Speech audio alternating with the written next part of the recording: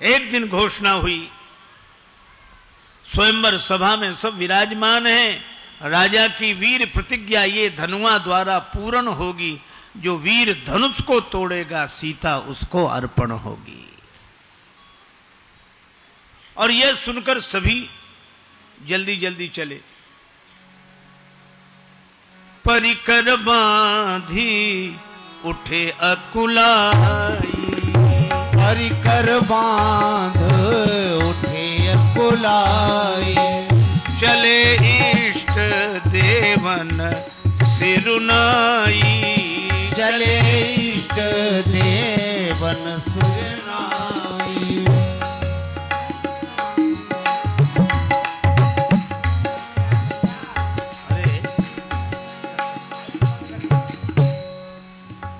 चले इष्ट देवन सिरुनाई, चले इष्ट देवन सिरुनाई। राजा लोग उठे, परिकर बांध, यही से देखो, उठे अकुलाई। अब थोड़ा मानस की इन पंक्तियों पर हम लोग विचार करें। ये राजा लोग अकुला कर क्यों उठे? कि कहीं कोई हमसे पहले जाके धनुष न तोड़ दे, इसलिए जल्दी जल्दी जा रहे हैं, कमर कसी अकुला कर चले। और जो काम सबसे पहले करना चाहिए वो बाद में किया, इष्ट देवन सिरुनाई। और इष्ट देवताओं को पहले प्रणाम करना चाहिए, पर बाद में। एक सज्जन कह रहे थे कि इष्ट देवों ने इनकी प्रार्थना सुनी क्यों नहीं? का इष्ट देव भी मजबूर हैं। मान लो अनेक राजा इकट्ठे हैं, उनमें 100 राजा ऐसे हैं जो गणेश जी के भक्त हैं, तो एक राजा जा रहा धनुष तोड़ने, वो कह रहा है हे गणेश जी महाराज हमसे धनुष तोड़वाना, तो सभा में बैठे हुए 99 कह रहे हैं गणेश जी महाराज इससे धनुष मत तोड़वाना, नहीं हम क्या तोड़ेंगे। अब गणेश जी के साथ बड़ी समस्या कि वो एक की सुने कि 99 की सुने। अच्छा, मजे की बात यह कि जिससे धनुष नहीं टूटता था वो भी 99 में शामिल हो जाता था। वो कहता था हमसे धनुष नहीं तोड़वाया तो कोई बात नहीं, लेकिन अब इससे मत तोड़वाना, नहीं हमारी बड़ी हंसी होगी। बोलो,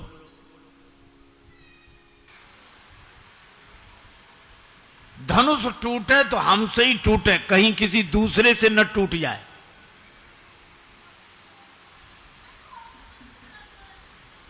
पर किसी से धनुष हिला भी नहीं, तो ये इकट्ठे हो गए। इकट्ठे कितने हुए? 10,000 राजा इकट्ठे हुए। अच्छा, अब जरा विचार करना आप, 10,000 राजा ये इकट्ठे हुए कि एक हैं? देखो, इकट्ठे होना अलग बात है, एक होना अलग बात है। मान लो 10,000 राजा मिलकर धनुष तोड़ देते तो विवाह किसका होता? विवाह तो किसी एक का ही होता कि नहीं? तो इन 10,000 राजाओं से कोई पूछे कि वो एक कौन होगा, तो 10,000 राजा बोले हमने पहले ही निश्चय कर रखा है कि पहले तो मिलके धनुष तोड़ दो, फिर आपस में लड़ेंगे, जो जीत जाएगा उसी का होगा। अब आप विचार करो, जिन्होंने पहले ही ये निश्चय कर रखा हो कि बाद में तो लड़ना ही है, ऐसे संगठन से समाज का कल्याण होगा? ये इकट्ठे हैं, एक नहीं। और मैं कहता हूं कि भगवान की कथा में हम लोग इकट्ठे होकर आए हैं, और जब भगवान की कथा सुनकर जाएं तो एक होकर लौटें, यही सत्संग की सार्थकता है। हम इकट्ठे होकर तो आए हैं और एक होकर लौटे।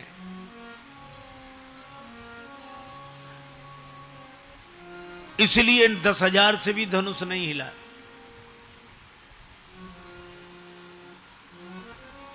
तब वयोवृद्ध, देखो राम कथा तो दर्पण है, प्रत्येक युग का सत्य दिखाई देता है। वयोवृद्ध महाराज जनक ने देखा कि समाज की समस्या का समाधान जब युवा शक्ति जागृत होगी तब होगा।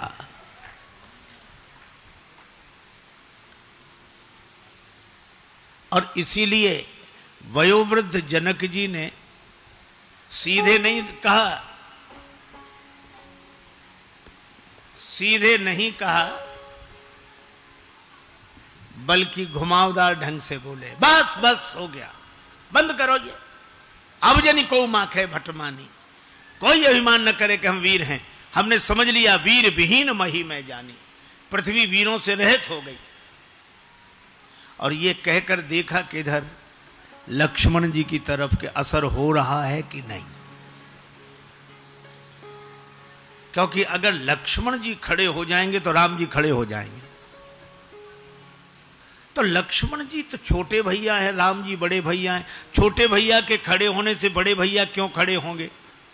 कहीं इनका एक संबंध और है, लक्ष्मण जी का चरित्र है डंडे के समान और राम जी का चरित्र है झंडे के समान।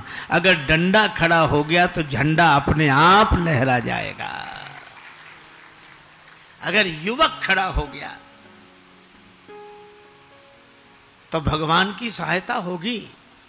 श्री स्वामी विवेकानंद जी ने कहा कि ईश्वर उन्हीं की सहायता करता है जो अपनी सहायता स्वयं करते हैं। हमें जागना चाहिए। और जनक जी ने कहा कोई अभिमान न करे कि हम वीर हैं, और जिसके लिए कहा उसकी तरफ देखा। अब जनी को माखे भटमानी, लेकिन हा लक्ष्मण जी पर असर हुआ। कैसे? जनक जी कह रहे थे अब जनी को माखे भटमानी, और लक्ष्मण जी ने क्या कहा? क्यों ना करे अभिमान, हम करते हैं। माखे लखन, जनक जी कह रहे थे जनी को माखे, कोई अभिमान न करे, और लक्ष्मण जी ने माखे लखन कुटिल भई धो हैं, रदपुट फरकत नयन रिसों हैं, और लक्ष्मण जी उठकर खड़े हो गए। तो जो जनक जी ने देखा समझ गए कि काम बन गया, क्योंकि जनक जी का जो क्रोध है वो बाहरी है, भीतरी नहीं है। और जब नहीं रहा गया तो नाई राम पद कमल सिर बोले गिरा प्रमाण, राम जी के चरणों में प्रणाम किया, फिर बोले सुनहु भानुकुल, सुनहु भानुकुल पंकज भानु, सुनहु भानुकुल पंकज भानु, सुनहु भानुकुल पंकज भानु, कहूं सुभावन कछु अभिमानु, सुभावन कछु अभिमानु, रघुवंशिन मह जहाँ को होई, तेहि समाज यस कहि न कोई,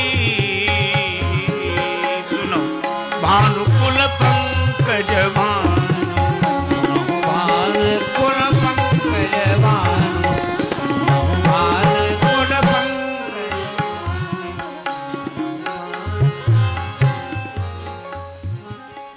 हे राम जी, रघुवंशी वीरों में जहां कोई एक बैठा होता है कोई ऐसे नहीं बोलता, कहीं जनक जैसा अनुचित बानी। इन जनक ने ऐसी अनुचित बात कही है। राम जी ने कहा कि तुम कौन सी उचित बात कह रहे हो? जनक जी वयोवृद्ध हैं, और वयोवृद्ध का जवाब विश्वामित्र जी देते, गुरु जी देते तो ठीक लगता, पर तुम बालक होकर। और जनक जी, लक्ष्मण जी ने कहा यहां वृद्ध और युवक की बात नहीं, लोक कल्याण के कार्य में जहां जिसकी भूमिका है वही बोले तब बात ठीक रहती है। यहां राम जी नहीं बैठे हैं, विद्यमान रघुकुल मणि, रघुवंश मणि बैठे हैं। आप हैं रघुवंश की मणि, और लक्ष्मण जी बोले हम हैं फणी। शेष सहस्त्र शीस जग कारण, जो अवतर्यो भूमि भय टारण। अरे मणि पर आपत्ति आवे तब भी फणी नहीं बोलेगा तो फिर कब बोलेगा? लेकिन लक्ष्मण जी का जोश है, और कितनी बढ़िया व्यवस्था है। युवकों के जोश को जगाना जरूरी है, लेकिन उस जोश के ऊपर होश का नियंत्रण होना चाहिए। राम जी ने कितनी अद्भुत बात कही। तो क्या कहना चाहते हो लक्ष्मण? लक्ष्मण जी ने कहा अगर आपकी आज्ञा मिल जाए तो धनुष की कौन कहे, अगर आपकी आज्ञा मिल जाए तो गेंद के समान ब्रह्मांड को उठा ले। जब लक्ष्मण जी ने यह कहा तो सभा में बैठे राजा कांप गए। एक राजा ने कहा सुन रहे हो क्या? बोला अब तो ब्रह्मांड ही उठ रहा है। तो दूसरा राजा बोला अपना क्या होगा? तीसरा बोला जो सबका होगा सब अपना होगा, कौन ब्रह्मांड में अपना अकेले ही उठेंगे। तब तक लक्ष्मण जी कुछ कह रहे थे। एक राजा बोला हमने पहले ही कही थी कि घर चलो, तुम ही बैठे रहे यहां तमाशा देखने। और जनक जी भी कह रहे थे तजऊ आज आस निज निज गृह जाहू। चौथा राजा बोला क्यों रे तेरा घर कोई ब्रह्मांड से बाहर है। पांचवा बोला यहां तो सब इकट्ठे हैं। एक राजा बोला कि उठाएंगे तो उठ जाएंगे, रखेंगे तो फिर जहां के तहां आ जाएंगे। लक्ष्मण जी बोले रखूंगा नहीं, काचे घट जिम डारों फोरी सकऊं मेरु मूलक इव तोरी, कच्चे घड़े के समान फोड़ डालूंगा। अरे ब्रह्मांड कोई फोड़ डालोगे तो हम सबकी क्या दशा होगी। लक्ष्मण जी बोले चिंता नहीं, बनाने वाले भी बगल में ही बैठे हैं। लव निमेष ब्रह्मांड निकाया रचई जासु अनुशासन माया। और यहां एक संकेत बड़ा अच्छा है, काचे घट जिम, कच्चे घड़े के समान फोड़ डालेंगे। कच्चे घड़े की उपमा क्यों दी? क्योंकि कच्चा घड़ा फूट भी जाए तो दोबारा बन जाता है, और पक्का घड़ा एक बार फूटा टूट फूट जाएगा, बन नहीं सकता।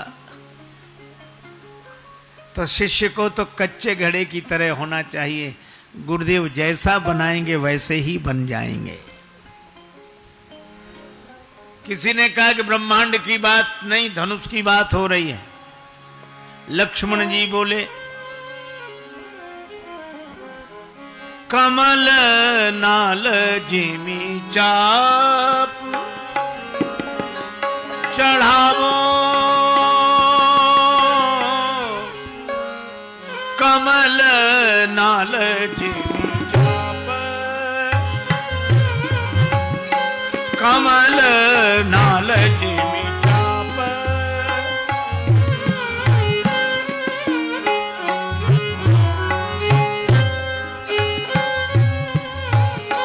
कमल नाल जिमी चाप,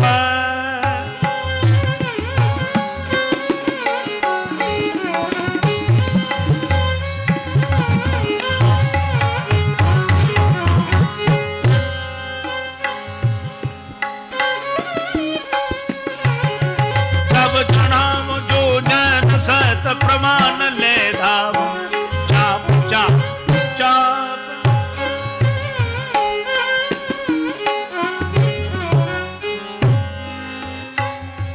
कमलनाल की तरह धनुष को चढ़ाकर 100 योजन तक ले जाऊं, छत्रक दंड की तरह तोड़ डालूं। इतनी शक्ति है। लक्ष्मण जी बोले हमने कब कहा कि हमें इतनी शक्ति है। अच्छा शक्ति है नहीं तो इतने बड़े बड़े काम कैसे करोगे? ये तो निराशा की बात हुई। एक आदमी अपनी घोड़ी की तारीफ करता था कि महाराज ऐसे चलती है, हवा से बातें करे, रंग तो देखते ही रह जाओ, कान ऐसे मिले, उसमें गुण ही गुण, गुण ही गुण, कमी सिर्फ एक।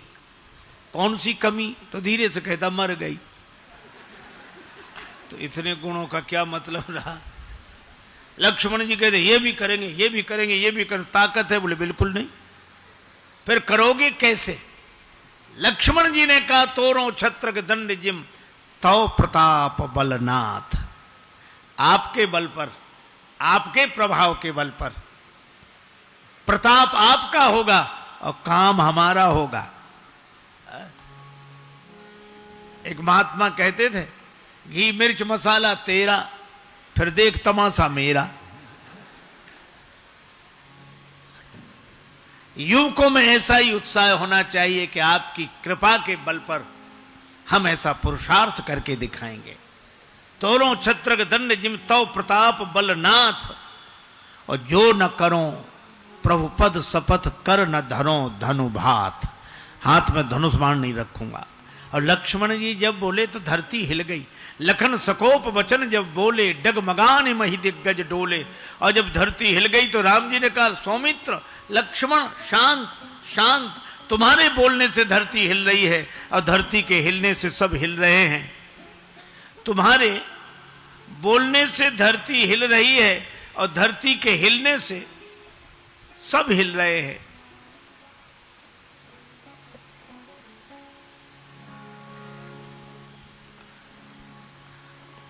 लक्ष्मण जी बोले, प्रभु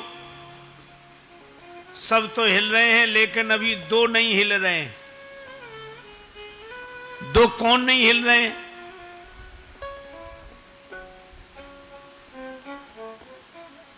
देखो भैया, राम जी ने कहा कि तुम्हारे बोलने से धरती हिल रही है, धरती के हिलने से सब हिल रहे हैं। लक्ष्मण जी ने कहा कि दो नहीं हिल रहे हैं अभी भी। कहा कौन? बोले एक धनुष और दूसरे आप। न धनुष हिलता है ना आप हिलते हो, दोनों में से एक हिले तो काम बने। भगवान राम ने कहा कि लक्ष्मण, पूर्व दिशा में सवेरे जाग कर देखो, सूर्योदय बाद में होता है, पहले अरुणोदय होता है।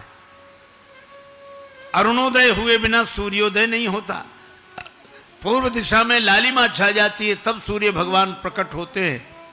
राम जी ने कहा कि लक्ष्मण, तुम मुझसे कह रहे हो कि आपका प्रभाव सूर्य है, देर में उगे तो किसे कष्ट नहीं होगा। लेकिन लक्ष्मण जी से राम जी ने कहा कि मेरा प्रभाव अगर सूर्य है तो लक्ष्मण तुम उस सूर्य की लालिमा हो। जब तक तुम प्रकट ना हो जाते तब तक हमारा प्रभाव कैसे प्रकट होता।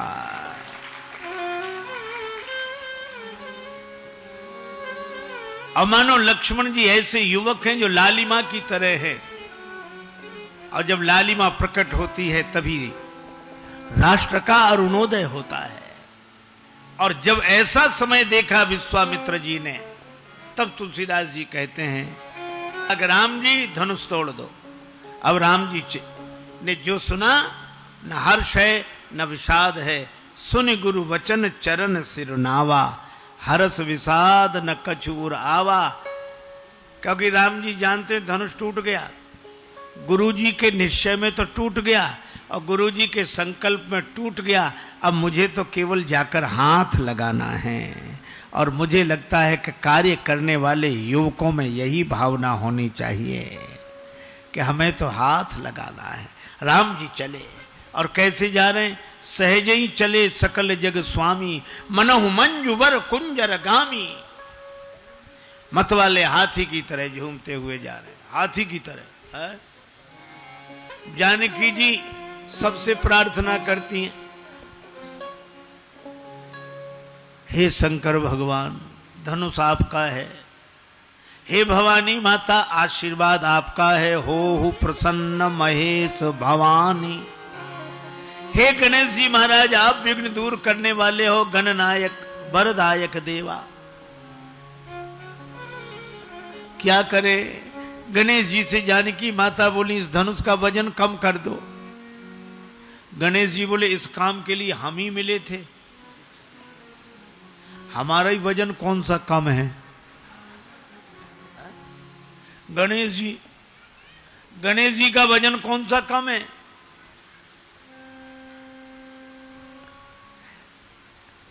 पर जानकी जी ने कहा, आप वजन कम करने की कला में कुशल है। जितने तुंदिल स्थूल काय आप देखते हैं, अगर वजन उसी माप से होता तो बेचारे चूहे की क्या हालत होती जो आपका वाहन है।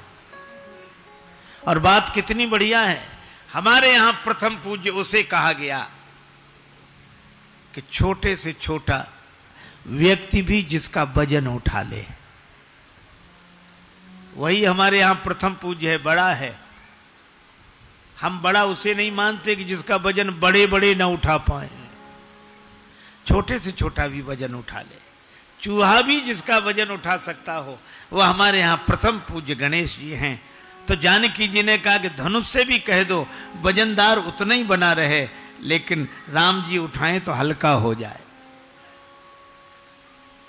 पर गणेश जी से कहने के बाद फिर धनुष से ही बोली, तुम ही हो जाओ ना हल्के। धनुष बोला हल्के तो हो जाएं, वजन कहां ले जाएं? अपना वजन इन राजाओं पर डाल दो। क्यों? तुम वजनदार हो, इसलिए तुम हिल नहीं रहे हो।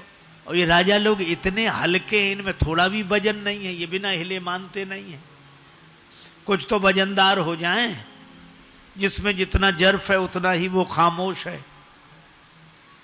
अपना वजन इन पे डाल दो, तुम हल्के हो जाओ। धनुष बोला भरी सभा में हम हल्के हो जाए? सभा में हल्के लोग भी भारी बन के बैठते हैं, और कोई अपने को हल्का सिद्ध करे? जानकी जी बोली सभा की ओर मत देखो, हो हरु और रघुपति ही निहारी।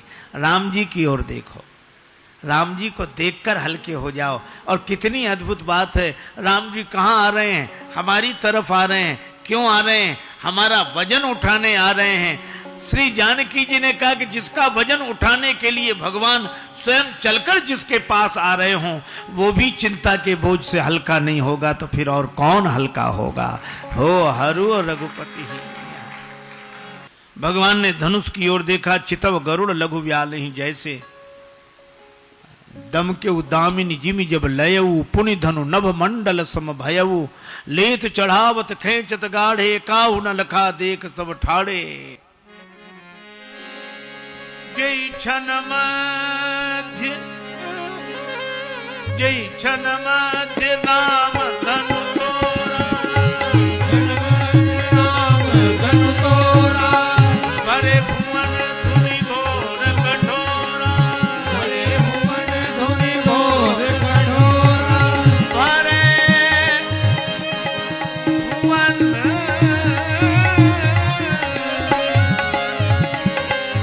भरे भुवन धुनि घोर कठोरा। भरे भुवन धुनि घोर कठोरा।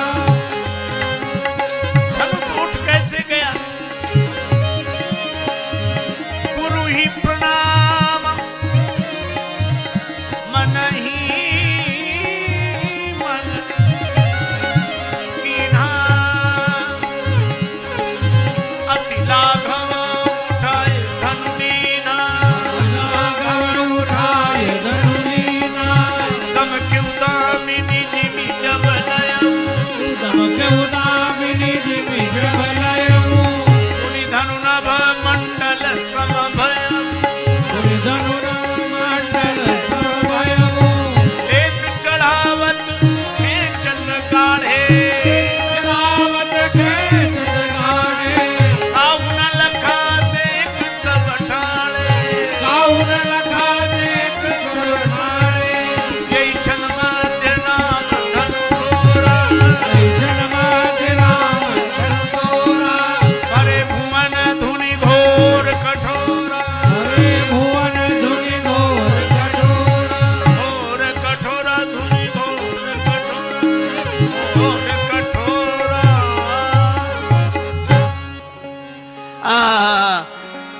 बार बार कुसुमांजलि छूटी, नाचई गावई विविध बधूटी। बार बार कुसुमांजलि छूटी, सब प्रसन्न हो गए, जय जयकार होने लगी। सभी प्रसन्न हुए धनुष के टूटने से, पर किसी ने धनुष से कहा धनुष तुम दुखी हुए होगे, जुड़े हुए थे आज तोड़ दिए गए। धनुष ने कहा अच्छा रहा कि हम तोड़ दिए गए। क्यों? धनुष बोला जब हम जुड़े थे तो दूसरों को तोड़ते थे, अच्छा बोलो धनुष जुड़ा रहेगा, उस पर से बाण चलेगा तो दूसरे टूटेंगे कि नहीं?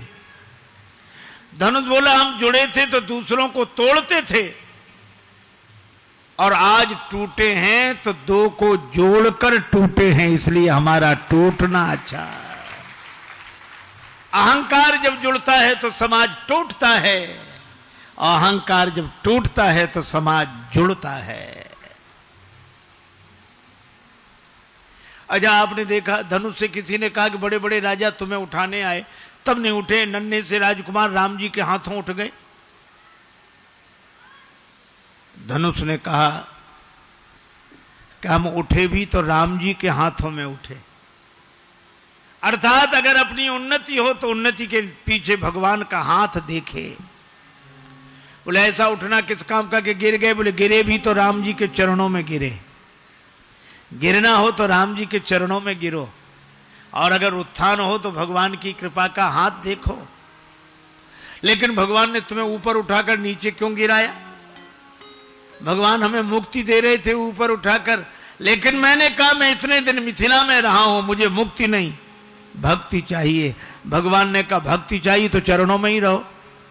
तो तुम्हारे दो टुकड़े क्यों कर दिए? बोले चरण भी तो दो हैं, और बिना द्वैत भाव के भक्ति कैसे हो सकती है? जिस में अकड़ थी वो कोदंड का दंड टूट गया, और जिसमें नम्रता थी वो रस्सी बच गई।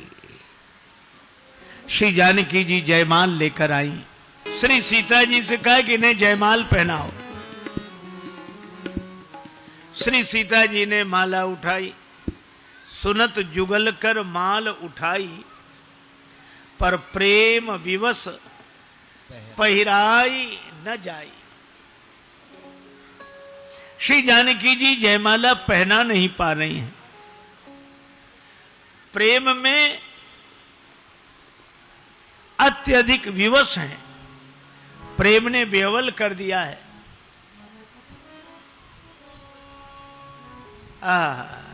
श्री जानकी जी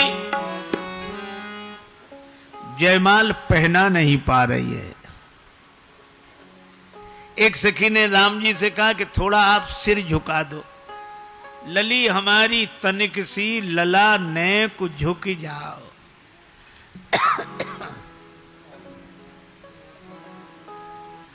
हमारे राम जी बड़े सरल हैं, तुरंत सिर झुकाने लगे। एक सखी बोली बहन गजब हो गया, आज तक किसी रघुवंशी वीर का सिर भरी सभा में झुकाओ ऐसा सुना भी नहीं गया, आज तो देख रहे हैं कि झुक रहा है।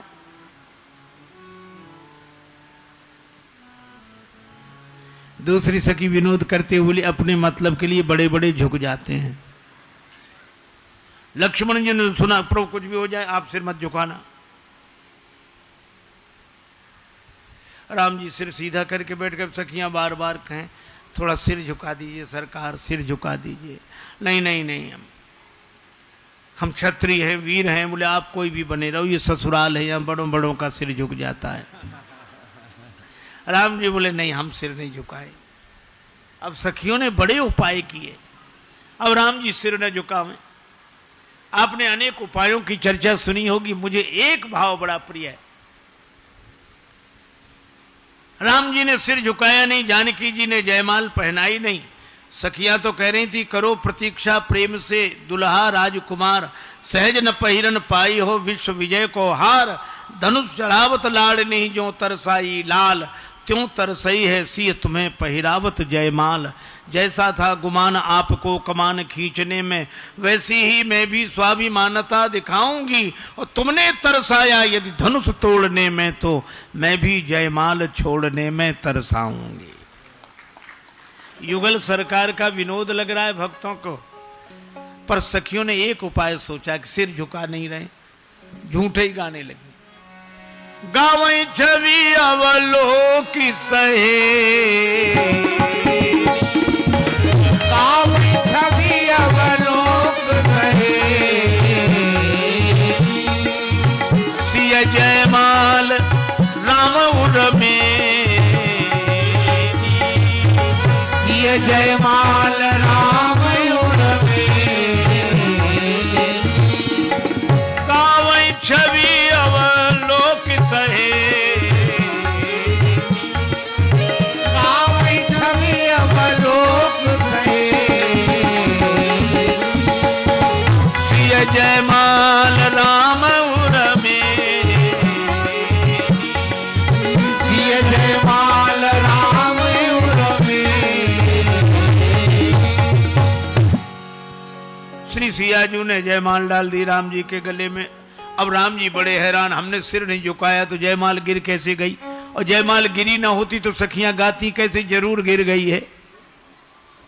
अब राम जी ने सोचा गिरी है कि नहीं, अब गले में माला गिरी है कि नहीं ये देखने कैसे देखोगे, ऐसे तो देखेगा नहीं कोई। गले में माला गिरी है कि नहीं ये देखने के लिए जैसे ही राम जी ने सिर झुकाया, वैसे ही सिय जयमाल राम उर्मेली, सिय जयमाल राम उर्मे।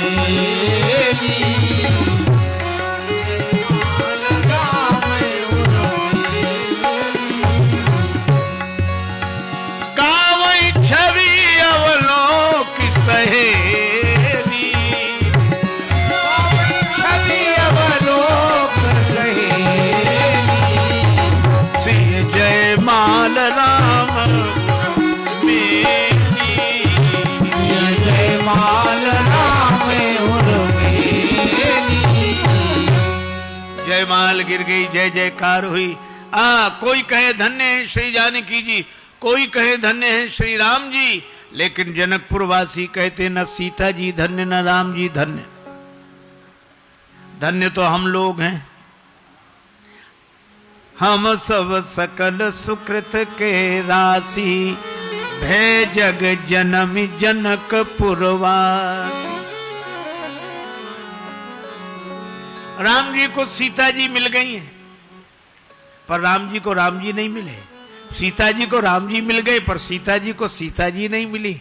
पर हमें तो युगल सरकार का दर्शन हो रहा है। भगवान श्री सीता राम जी हमारे हृदय में रहें, यही इस कथा का उद्देश्य है। हरि व्यापक सर्वत्र समाना, प्रेम ते प्रगट हो ही मैं जाना। इसी के साथ यह वाक्य पुष्पांजलि भगवान श्री सीता राम जी के चरण कमलों में अर्पित करते हुए चर्चा को विराम।